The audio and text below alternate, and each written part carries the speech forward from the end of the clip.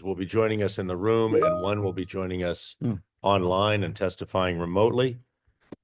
Joining us in the room, if they can come up, are Chione Flegal, who is the Executive Director of Housing California, and Lewis Brown Jr., who is the Senior Policy Manager for California State Policy for the Corporation for Supportive Housing. Joining us online will be Zinat Hassan, who is Senior Attorney in the Civil Rights Practice Group at Disability Rights California. So I would suggest that we start with Ms. Flegal and Mr. Brown in the room and then move on to Ms. Hassan. Somebody needs to keep Mr. Hernandez in check. Did you purposely Have a choose long people I history. know in every single panel? Yes. Good afternoon. My name is Chione Flegal. I'm the Executive Director of Housing California. I'd like to first extend gratitude to you all for allowing us to share our perspective on the governor's plan to establish the California Housing and Homelessness Agency. For nearly 50 years, Housing California has pursued state-level systems and policy changes to grow the supply of affordable homes, solve homelessness, and protect low-income renters. To accomplish this, we work with a broad and diverse set of stakeholders, ranging from affordable housing developers, housing service providers, homeless service providers, housing justice advocates, and people with firsthand experience of navigating the affordable housing and homelessness systems that the state's operating. We strongly support the creation of the California Housing and Homelessness Agency because we believe that a dedicated agency would bring focus, accountability, and deepen the state's pursuit of a truly coordinated system of care, something we're sorely lacking right now. This shift has the potential to focus the state's efforts and accelerate the pace of delivering affordable homes and supportive services to millions of Californians struggling to make ends meet. Housing California right now is working on updating something called Roadmap Home, a comprehensive policy platform we released in 2020. At that time, the Roadmap's goals was to present a bold 10-year plan to create the future we want for California by building 1.2 million new homes, protecting 1 million struggling renter households who were at risk of facing eviction, solving homelessness, and addressing the deep and persistent racial and economic inequities that we see in our housing system here in California. Over the last 9 months, we've engaged hundreds of experts, ranging from the people who actually produce affordable housing to the people who are providing the services and the individuals who actually live in and receive the services that we're funding and providing. As part of that process, we've been asking our partners to take stock of where we are, assess the progress that we're making and what's contributing to that success, and identifying the challenges and solutions necessary to accomplish our housing goals.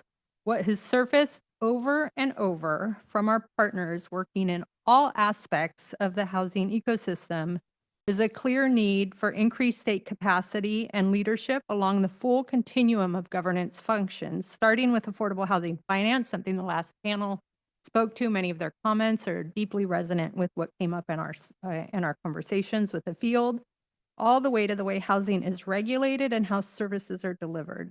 What we've heard over and over again is that to get and keep Californians into homes that they can afford, we need to be focusing and activating state leadership in a much bigger and more deliberate way than we're currently doing.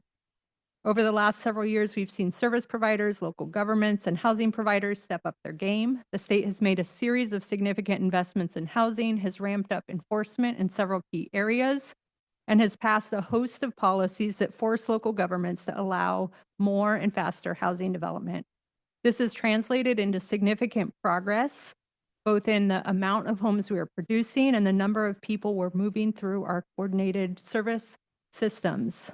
We should celebrate this progress, but we are still not keeping pace with the scale and persistence of the growing need Californians are facing. Our field remains challenged with often duplicative, siloed, and even contradictory state funding processes that slow down our ability to deliver programs, affordable housing units, and the like. A lack of coordination between state agencies and programs that impact housing and homelessness, and a culture that too often feels adversarial between state housing agencies and the local governments and housing and service providers with whom they work is stymieing our progress. We need state leadership that is singularly focused on creating the enabling conditions and providing the support necessary to radically scale our housing work. The governor's plan to establish a new agency, if implemented to its intent, could solve some of the issues we face. For example, currently a single project may require multiple funding applications. Our partners talked about this. I'm not going to go into great depth about it. We believe that by creating a streamlined application process and a centralized governance structure for affordable housing finance, we could save significant resources for developers as well as time, which leads to money, something others have already talked about. Similarly, we have heard repeatedly from our developer members that the current systems of accountability are overly burdensome and redundant and require them to dedicate significant staff and financial resources to preparing compliance reports, often with similar information, for each funding entity that they interact with. They rightfully point out that having a more streamlined system for compliance would allow them to redeploy limited and incredibly valuable human and capital resources from completing what's essentially busy work, paperwork, the same paperwork over and over, to jobs that actually support the construction and service provision connected to our housing. Another area that we believe, and again, others have spoken to this, that will be critical to the success of this new agency is to expand its authority to coordinate state housing and homelessness programs.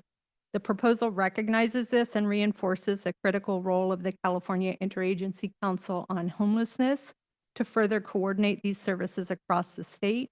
We believe the council is well positioned to deepen coordination across the 14 state agencies and departments currently represented with the current ICH model, so that homelessness programs are efficiently implemented and coordinated with various housing, production, and service programs. The proposal also calls for deeper coordination with Health and Human Services. As this process moves forward, this is an area where we would really want to make sure that we continue to pair affordable housing development with the critical tenancy sustaining and behavioral health services that are essentially to addressing our current homelessness crisis and stabilizing tenants in their housing. So that coordination piece is really important for the success from where we're sitting. Finally, I want to emphasize the importance of clear, transparent processes that engage the deep expertise of our field. We know that the folks who are financing, building, operating, providing services, and the people who are actually seeking services and who shoulder the burden of navigating our overly complex housing and homelessness system have expertise that's crucial to how we actually govern our housing system, and want to see a process that lets them participate.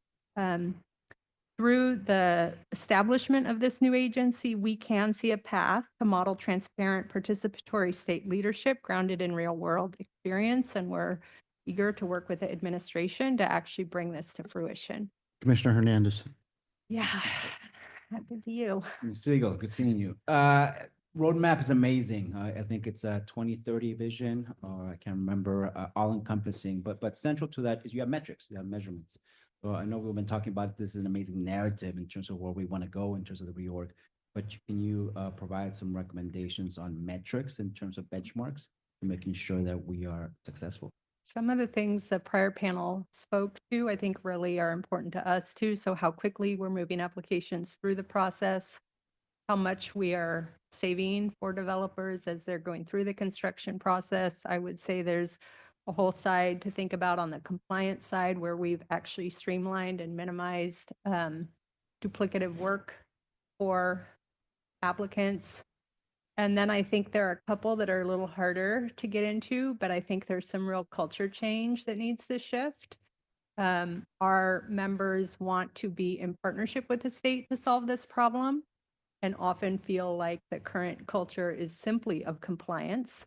And I think want to be in dialogue and in relationship with the agency to actually help have a shared goal that they can move to. I don't have a specific metric for how you measure that, but I think it's an important thing that we think about. It'll be crucial to the success of the work over the long haul.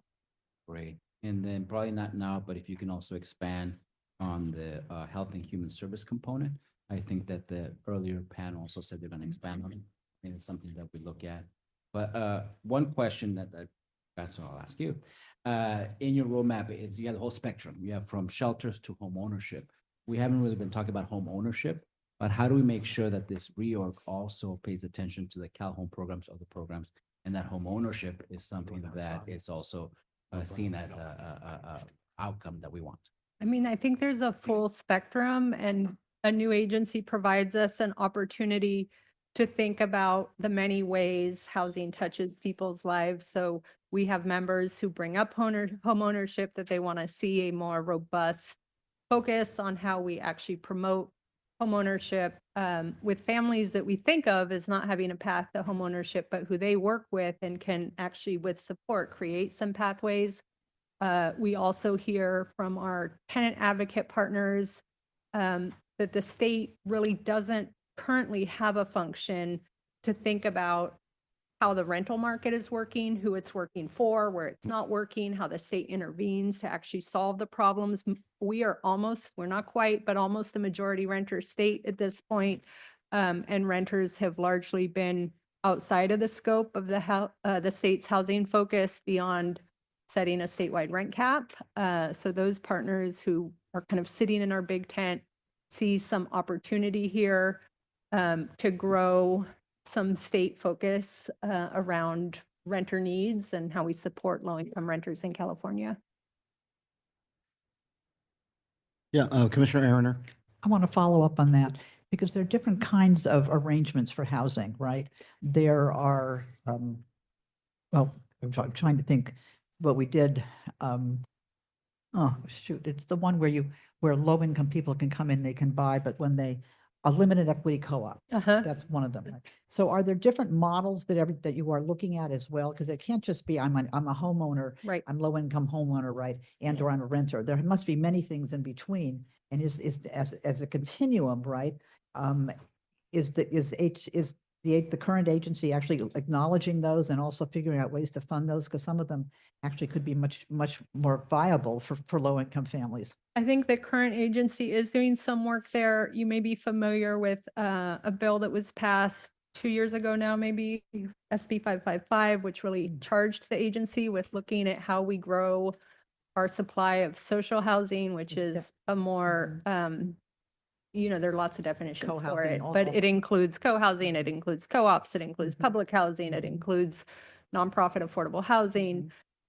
So the agency is currently working with the folks at the Turner Center to support a process to undertake that research. We are on the advisory committee. I'm sure other people in the room are as well. And it's certainly something that's important to our members.